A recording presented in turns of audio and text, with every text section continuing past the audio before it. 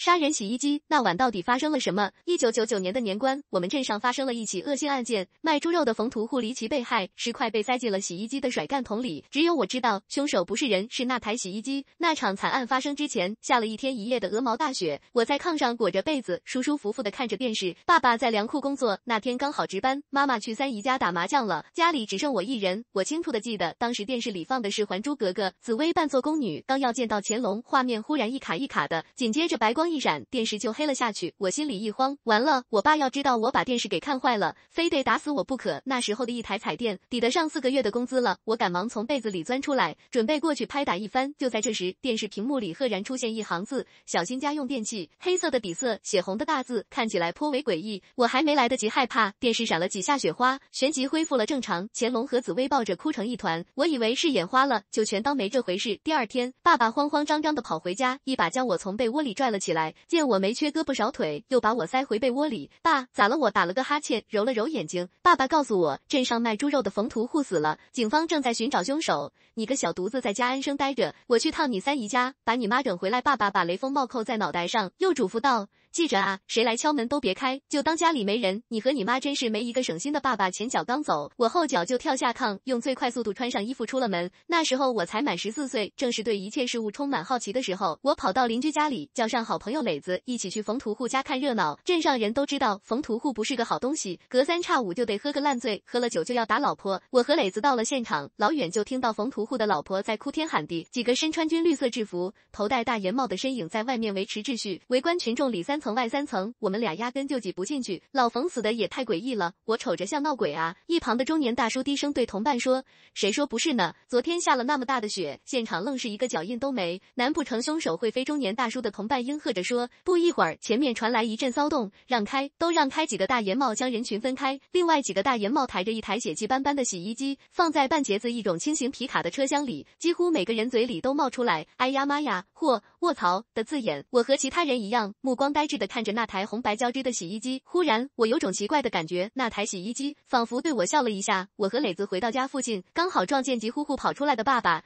你个瘪犊子，不让你出门，你听不懂是不是？爸爸抬手就给了我个大脖溜子，不过被我闪开了，拽着我的胳膊就往家走。别打别打，爸，我就看个热闹。嘿嘿，看个屁！吴瞎子都说了，老冯是中了邪，这种事你还敢往上凑？吴瞎子是镇上的算命先生，据说算得特别准。期末考试之前，我爸找他算过我的期末成绩，得知我考砸了，到家就打了我一顿。因为挨了打，那场考试我发挥失常，的确考砸了，回家又挨了一顿打。你妈也是，什么麻将这么大瘾，打了1天1宿了还没够。爸爸带着我回到家，摘下雷锋帽，脱下军大衣，一屁股坐在炕头上。昨天晚上烧的火炕，现在还有点余温，屋子里的温度还算舒适。儿子，电视咋不好使了？我心里慌得不行，嘴上却说道：不能吧，我昨天看的时候还好好的呢。哦，原来是没插电。爸爸在电视附近转了一圈，把插头插进了插座，再摁动遥控器，电视亮了。爸爸把电视调到电影频道，一边乐呵呵地盯着屏幕，一边卷旱烟。奇怪，我完全不记得我什么时候拔掉了电源插头，可如果电源插头一直是断开的，那我是怎么看的电视？一部智取威虎山演完，爸爸从炕上爬下来，活动着筋骨问我：老儿子，你妈咋还没回来？老儿子是我们这儿的方言，意思是小儿子。我这个小儿子闻言愣了一下，心说我哪知道，爸，要不我去三姨家看看。你放你出门，老子还得到处找你。麻溜穿上衣服，咱俩一起去你三姨家瞅瞅。三姨比较有商业头脑，在前院开了个小卖铺，后院的厢房改成了棋牌室。1999年的时候，全自动麻将机还是个稀罕物，三姨一口气就买了8台。镇子上的棋牌室有10几个，唯有三姨家的棋牌室开得风生水起。我和爸爸还没进三姨家院子，大老远就听见了打麻将的声音。1万，清一色门前清一条龙，单胡1万我听得出来，胡牌的是妈妈，她那招牌式的笑声，全镇独一无二。我快跑几步，穿过前院来到厢房，掀开门帘，明明厢房里只开了1台麻将机，可麻将的撞击声一下子放大了10几倍，震得耳膜嗡作响。妈妈、三姨和另外2个牌搭子坐在麻将机旁，一边聊天一边抓牌，乍一看没什么，可当我把目光投向麻将机时，不禁倒吸了一口凉气。他们4人的指尖已经血肉模糊，嫣红的血抹在每一块麻将上，在麻将机的台布上蹭出一朵朵红花，可他们恍若未闻，全神贯注地打着麻将。东风，碰！我慌忙窜过去，一把抓住妈妈的手。妈，你别玩了！妈妈瞥了我一眼，抬手就把我推到一边。快回家写作业去，你妈排风正硬呢，一会儿学费都给你赢出来了。妈妈头也不回，搓了搓手里的牌，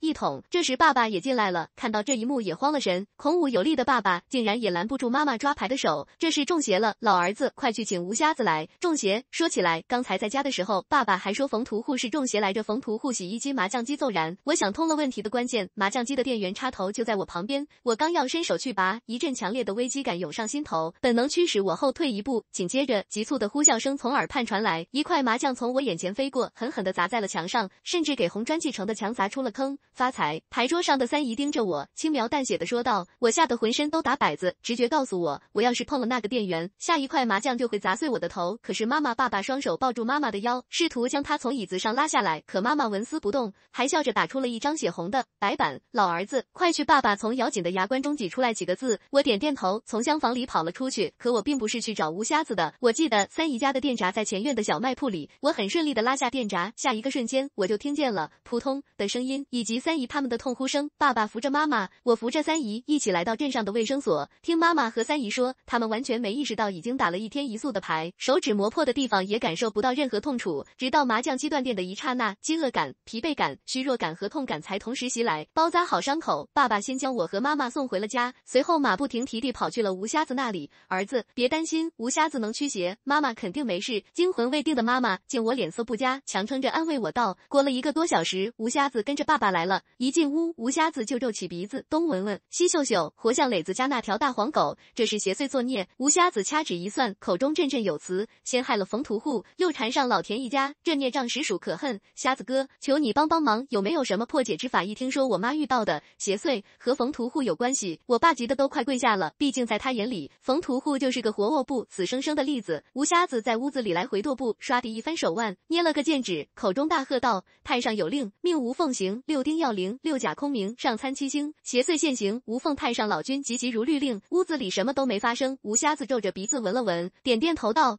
好了，邪祟暂时离开了，你们多念几遍南无阿弥陀佛，自然平安无事。我今天还有事儿，明天再过来超度这邪祟。吴瞎子的一系列操作令我啧舌，太上老君和阿弥陀佛好像不是一个系统的吧？收了88块的红包，吴瞎子笑呵呵走了，爸爸妈妈都长出一口气，表情也轻松了许多。吱滋滋沙沙什么声音？我警惕地竖起耳朵，这啥动静？爸爸也警惕地竖起耳朵。没过一会儿就找到了罪魁祸首，在窗台上躺着的收音机。爸爸把2节干电池从收音机里抠出来，奇怪的杂音顿时消失了，估计是接触不好，回头再买一台吧。这年头家用电器的质量可真够次的，吃过午饭，我和爸妈打了个招呼，说去磊子家玩，去吧，小兔崽子。爸爸大手一挥，可别给老子惹事啊！看来吴瞎子的驱邪有了效果，至少在爸爸这儿有效果。磊子正趴在炕上写作业，见我来了，高兴地把笔一扔，打着滚下了炕。哥，你说冯屠户这事儿，恐怕不止冯屠户了。我坐在炕梢，和磊子讲起这起麻将机事件。磊子听得直入迷，说我长大后肯定能当个作家。滚犊子！说正事呢。我骂道。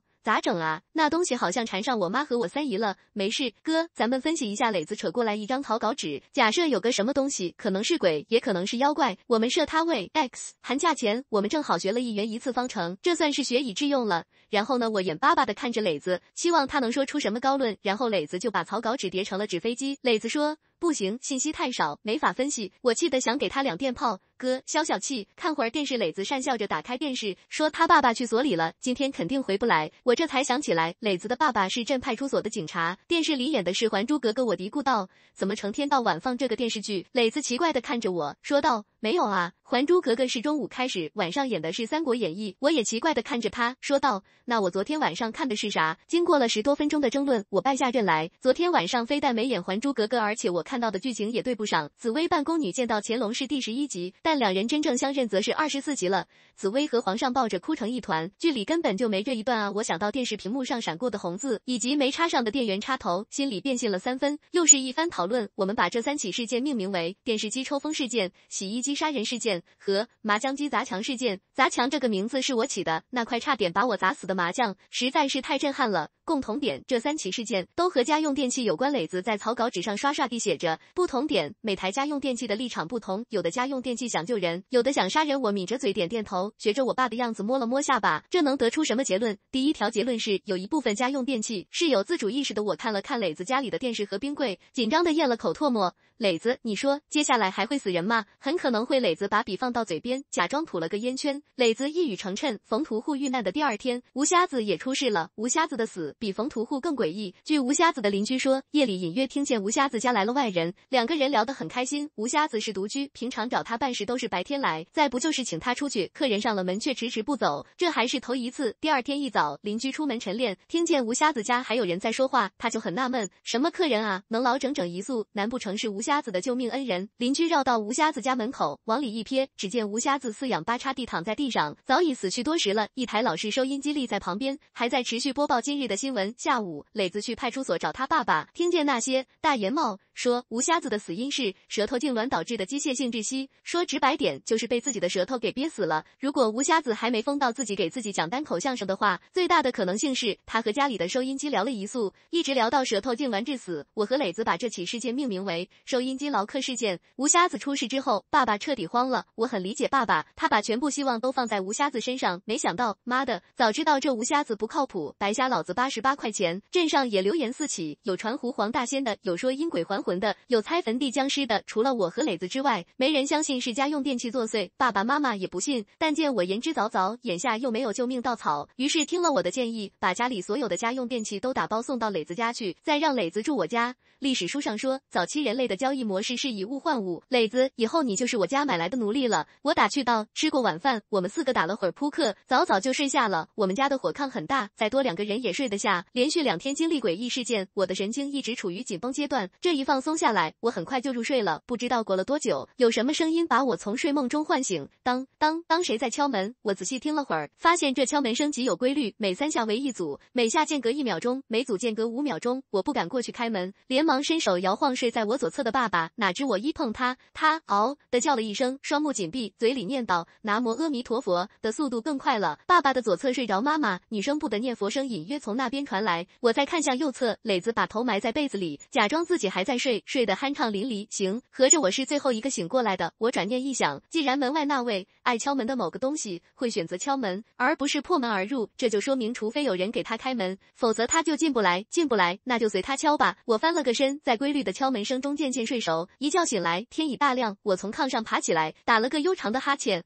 老儿子，快起来！爸爸的声音在屋子里炸开，我一骨碌跳下炕，抓起一件衣服披在身上，跌跌撞撞地往外跑。咋了爸？你瞅瞅，这咋回事啊？爸爸妈妈和磊子都趴在窗前往院子里看，我走过去，加入趴窗户的大军。这几天整日下雪，院子里的积雪堆了一层又一层，而此时院内的积雪几乎清理干净了。一个硕大的雪人立在院子里，象征头部的大雪球上被刻上了些许线条，勾勒出狰狞的笑意。10几件小型家用电器散落在雪人旁边，有吸尘器、剃须刀、电风扇、电钻，像雕刻师的刻刀，像油画家的画笔。不知怎的，雪人的笑容让我有点似曾相识的感觉。草草吃了些早饭，我们一家3口加上磊子，直奔镇政府。镇长和爸爸是老相识了，没费什么周折，我们就进了镇长办公室。啥事啊，老弟？这咋携家带口的呢？有个事想跟您汇报一下，关于冯屠户和吴瞎子，听说我们的消息涉及2条人命，镇长也不敢草率，认真听我们的揣测。算上昨晚的小家电造人事件，这已经是5起事件了，而且在我们看不到的地方，肯定有更多事件出现。镇长一开始觉得我们在说胡话，可看我们言之凿凿，不由得半信半疑。这样，你们等我打个电话。镇长当着我们的面拨通了市里的电话，才说了几句，那边就传来了痛斥声，离电话2米远的我都听得一清二楚。镇长气呼呼地挂断电话，没好气地对我们说：“